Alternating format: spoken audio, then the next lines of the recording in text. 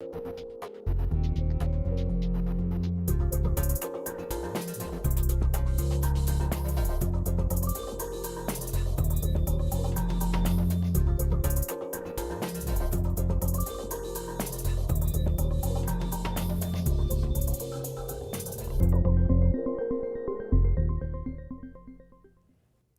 I'm Henry Bonsu, and this is Doubling Down, where every week we tackle a topic that's got you talking on social media and beyond. Joining me today are Sally Tomlinson, Emeritus Professor of Education at Goldsmiths London University, also Honorary Fellow at Oxford University. Also, the author and blogger Richard Phillips is here, as is the former Conservative parliamentary candidate Loanna Morrison. Thank you very much indeed for coming in. Really good to see you. Now, from immigration to sovereignty, from free trade to culture, analysts have offered many reasons why 17 million people, British people, voted Brexit. While some called it an expression of popular will against a remote political elite, others claimed it was a reassertion of national identity from a people tired of multiculturalism, mass migration. But the slogans that rang out during the 2016 referendum campaign reveal a deeper motive that has its roots in Britain's past. The calls to take back control and global Britain echo the days when Britannia controlled a third of the globe with an empire that Winston Churchill thought might last 1,000 years. Well, empire's long gone, but the critics say that the mentality it fostered is still with us. It's an attitude that tells British people they gave the world civilization. They alone won 2 world wars, and that they were better off before they joined the EU. The would-be British Prime Minister Boris Johnson may have urged Conservatives to be self-confident in their glorious past. But as we approach the end of 2018, Brexit has become a byword for chaos. Negotiations with the EU have all but ground to a halt. There are huge splits in both the main political parties, and with the looming possibility of no deal or a people's vote, what kind of Britain will emerge from this mess? So, panel, we've had so much analysis on Brexit. I'm going to start with you, Professor Sally, as you've co-written a book with Professor Danny Dorling called Rule Britannia, Empire to Brexit, coming out January next year. Yeah. And it suggests that the shadow of empire hung over this whole Brexit process. Why did you come to that conclusion?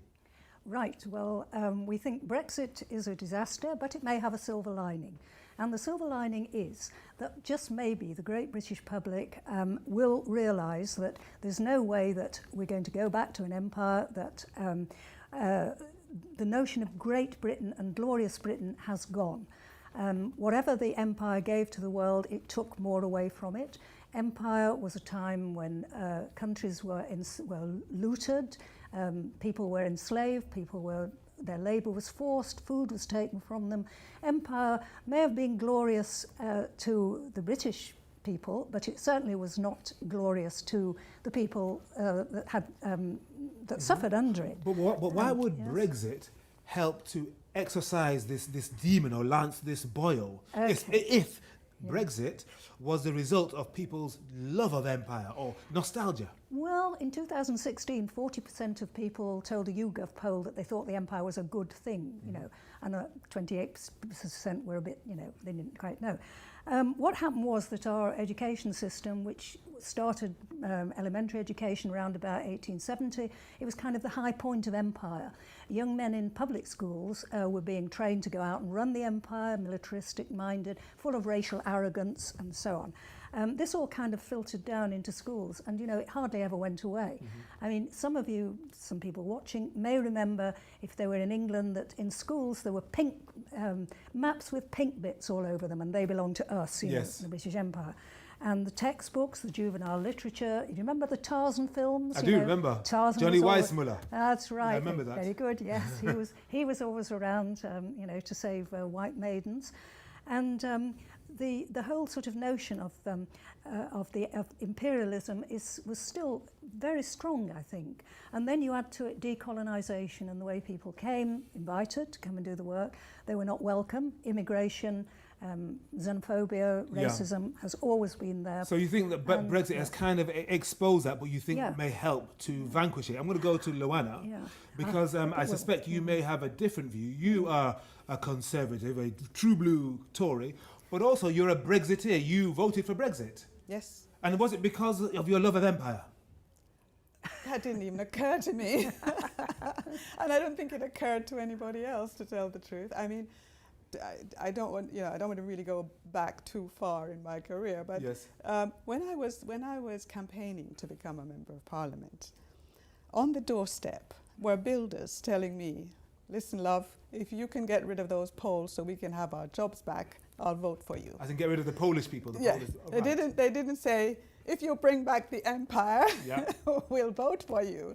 It wasn't something that even touched on their consciousness. But wasn't there a link between their xenophobia, their concern about these Poles, and their innate sense of superiority? We're better than them. They shouldn't be here. No. They weren't concerned about the Poles because of their race. They were concerned about the Poles because they were losing jobs on the building site. Mm-hmm. Low-skilled jobs were no longer available. There were Polish builders and plumbers coming who could undercut their income by a lot of money. Mm-hmm. And so therefore, it was a threat to their economic livelihood, not a threat to their memories of empire. Right. Okay. Richard, what do you think? You're sitting there in the middle. I'm just wondering if that's where you are as far as this argument is concerned. What do you think really fueled Brexit? I'm with Sally to the point that I'm an unrepentant Remoaner. And just to explain to anybody who doesn't understand what a Remoaner is, that's the word we use for Remainers who refuse to accept the result of the referendum. Right. And I am one because I think it's completely ludicrous, absolutely self-harming. I think leaving the EU is pointless, there will be a point, and the point will be poorer than we were, whichever way they come out of it. All right, but what do you think fueled the vote? What was the cultural reason? I would say I've invented an acronym for this, which will be needed to explain. It's IDOTBAR, and IDOTBAR stands for "It didn't ought to be allowed," and which is, if people don't understand, is a kind of joke expression used to describe when people just don't want it. And basically what we've had is an unholy alliance between Daily Mail and Daily Telegraph readers and Sun readers of the two largest right-wing newspapers. Yes, and Sun readers appealing to two slightly different groups. The Sun,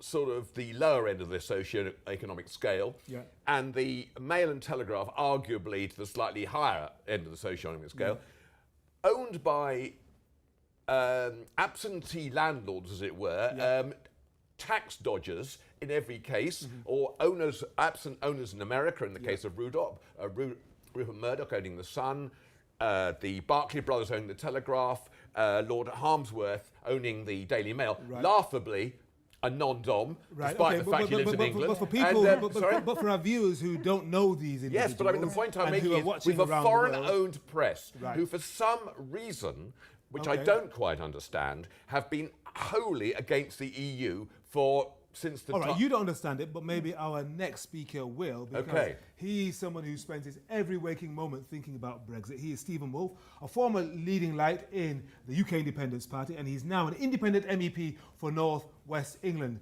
Thank you for joining us, Steve. What was Brexit really about for you?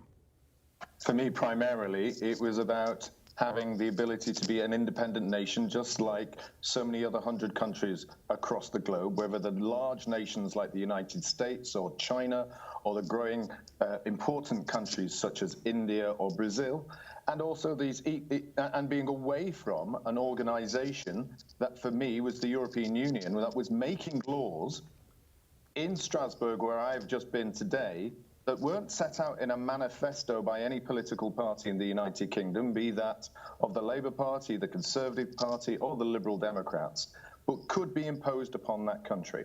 And when I was campaigning on the streets across the United Kingdom with ethnic minority groups, whether it's the huge Salvation vote that came across in Luton and Bradford, over 60%, and if you remember, Henry, Robert Peston saying when he went to Luton and he met almost every Asian person he was meeting on the streets there was saying they were going to vote leave, he thought that was some sort of joke that was being put upon him.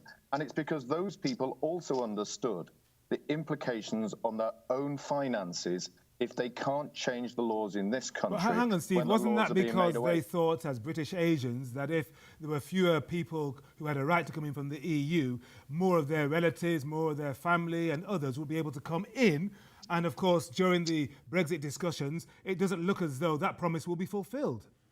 Well, I think that's certainly you're right. That was one of the many reasons that were given.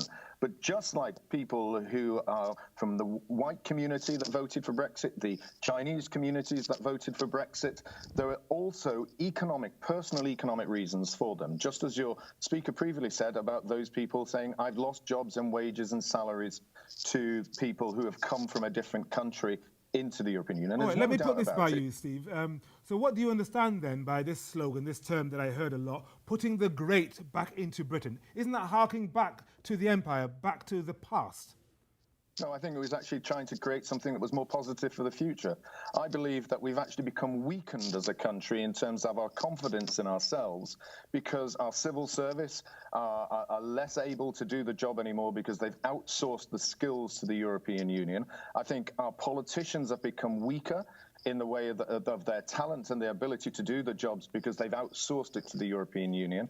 And I think one of the key things about this is that if you're talking about okay, let's go back to the Commonwealth and our empire, it was those people who had confidence to go out and expand and grow. So for me, this was about a change in also our nation's attitude to ourselves, our country, our people, and our businesses. And I think it was about bringing confidence back. And great is a great word for showing confidence in yourselves, not about harking to the past, because certainly for me, I was born in Moss Side. I grew up in Manchester. In Manchester. You know, this is not about empire for me. This is about whether me, my family and friends could go out and expand in the globe. But isn't there a concern that some of the leading Brexiteers, people like Aaron Banks, for example, like Douglas Carswell, former Tory MP, former UKIP person, a lot of these guys, if you look into their background, they were born during the old empire in Kenya and Tanganyika, etc., and they have a very, very odd attitude toward Africa, toward the developing world, toward the Commonwealth, as a place that they just want to milk. Isn't this emphasis on Commonwealth as trading partner too little, too late? I think actually it's quite the opposite, Henry, because only recently we had one of the leading candidates in Nigeria's presidential election said that he hoped that Brexit would occur because the European Union has been putting the squeeze on Nigeria and African nations for some time in terms of trade, and he hopes that we'll have a better trading relationship with us. When Theresa May went to Kenya, you got exactly the same sort of attitude there. And of course, when I was talking about immigration with the Malarians, they were turning around and saying, why is it that we can train our own nurses and doctors, but as soon as we do, we're finding hospitals in Manchester taking more of them, offering them better wages. So what is the point? And I think there was an economic kind of issue to this as well for African countries, where we have had a chance of taking away their nurses, their doctors, and trying to feed an NHS without training them ourselves, for example. It'll be very interesting to see whether that changes once we leave the European Union. And Steve, final question. How has the attitude of your European colleagues changed towards you since the referendum vote? Well, I think on myself, you've actually seen an opening, because I've been engaged. I was engaged with Mr. Barnier in January of this year. In fact, I saw him again this morning, where we discussed the Irish border and the offer of Canada plus that Tusk came out. There has been certainly an openness from other members of the European Parliament to get involved and make sure that we get a good deal.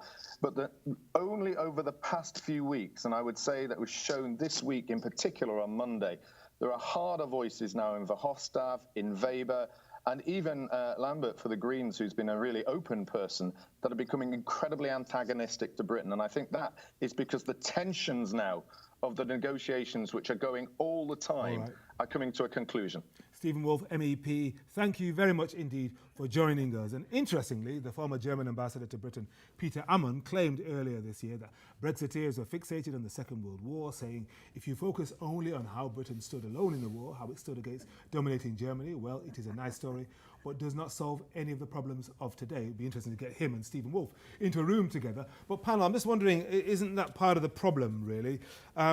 Think about cultural expression. A lot of it is rooted in the war, in this country. So, for example, if you go to football, I don't know if you do, but here's a slogan: if it wasn't for the English, you'd be Krauts, this term.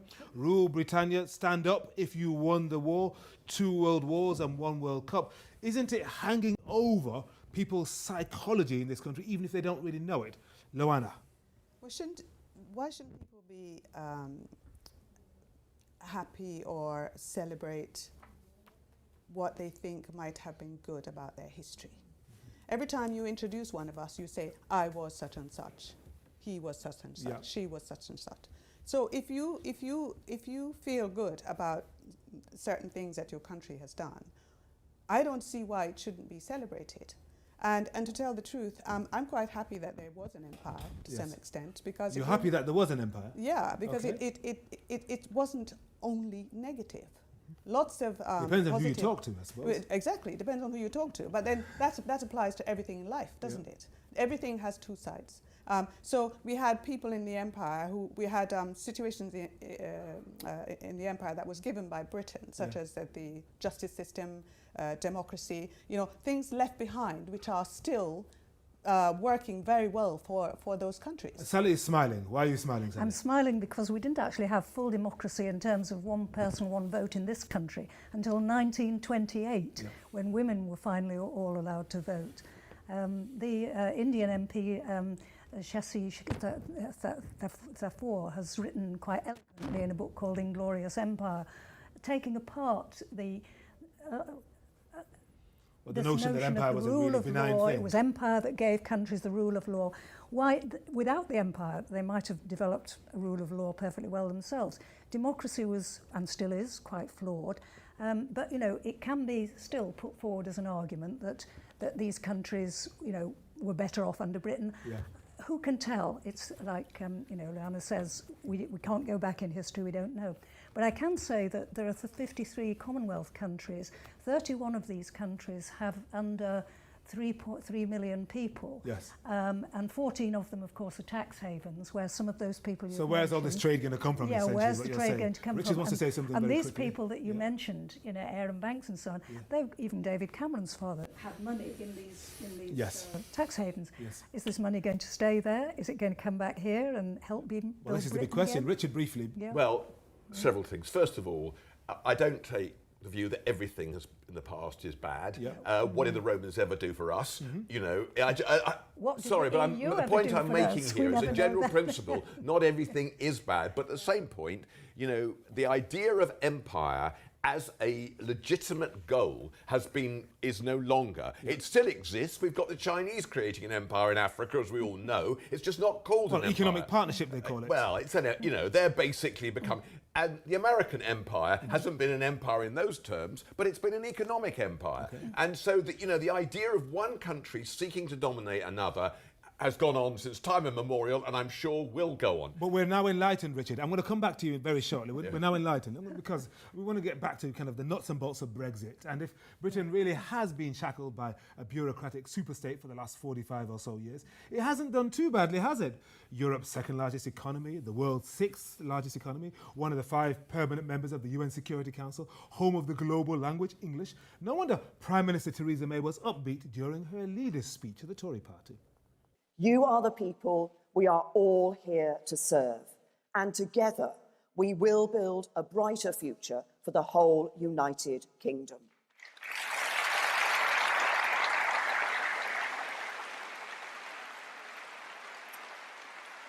I passionately believe that our best days lie ahead of us and that our future is full of promise.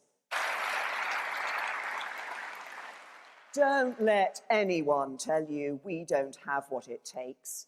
We have everything we need to succeed.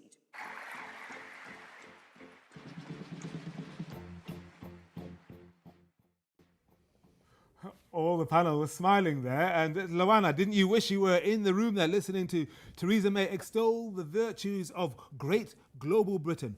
Where is Britain in the world at the moment? What is Britain's status post-empire?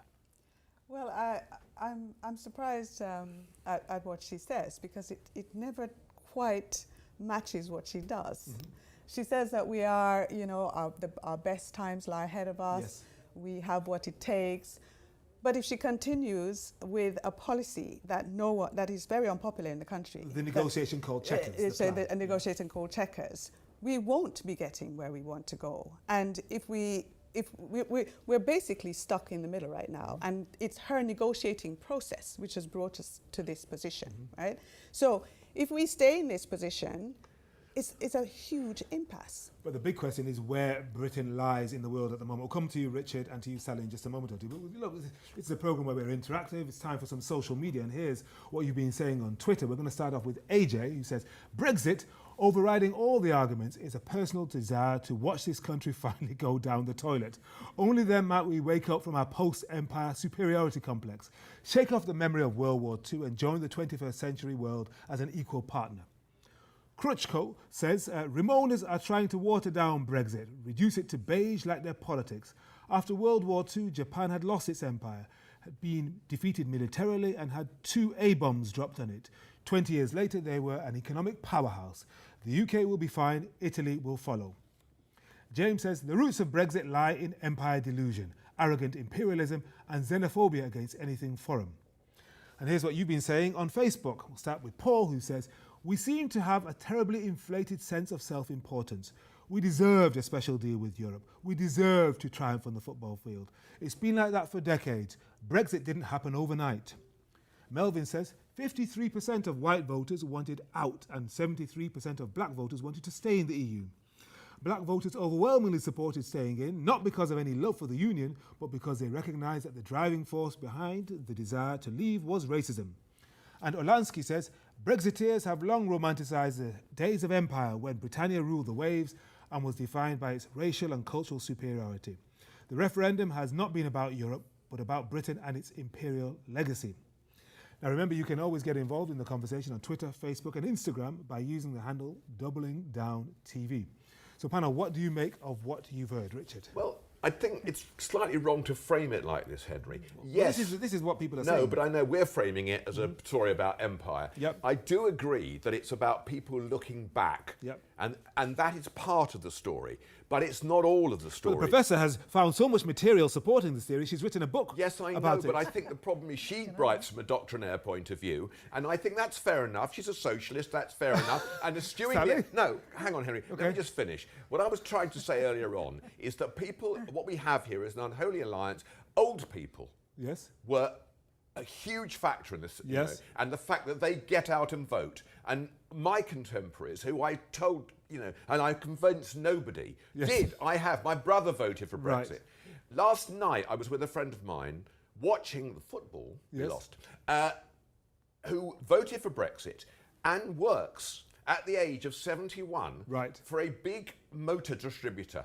He has just discovered the effect of the pre-Brexit situation Yep. on the motor industry, which is 20% down. Yes. Sales are down. And he has turned around to me yesterday and saying now he sees what it is, So- he wouldn't have voted for Right, it. okay. And I think people are beginning to understand the economic implications. But finally, Right. sorry, it's also a vote against the cultural changes that have taken place. Personally, Yes. I always thought that for this generation, for my generation, many of them, gay marriage was totemic. Right, and that's why. Before we, I'm going to end with you, Not that Sally. I'm against him, I'm making the Luana, your point. thoughts, your response to that?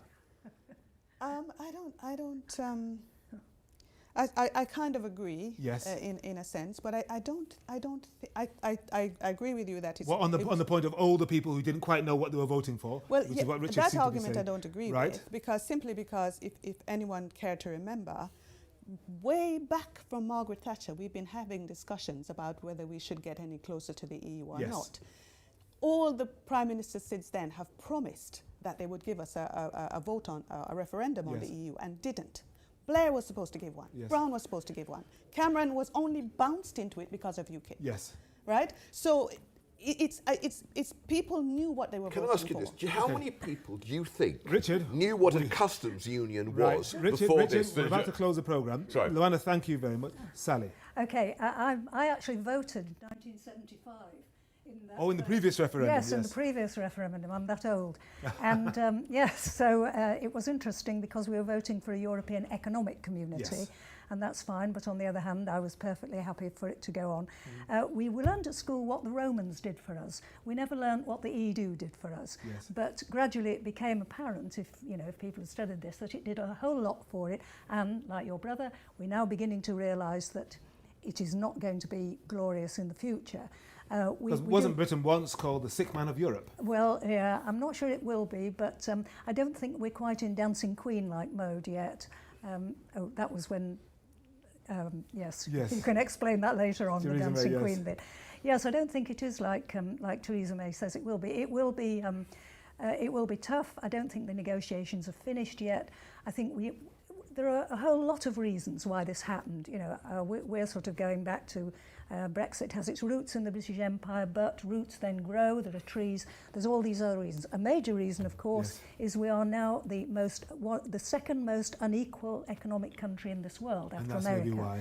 You know, I All mean, right. the inequality has a lot to do with this. That's Britain a is subject for a future resilient programme. country. We're a resilient country. All right, a And we resilient will bounce country, back. and we'll bounce back. There speaks Margaret Thatcher in the version of Luana Morrison. Thank you very much indeed. And that's it for this week. Thanks very much to my studio guests, Professor Sally Tomlinson, Richard Phillips, and Luana Morrison. For news of next week's topic and to get your views in early, do check out Doubling Down on Facebook and Twitter. Till then, thanks very much for watching, and goodbye.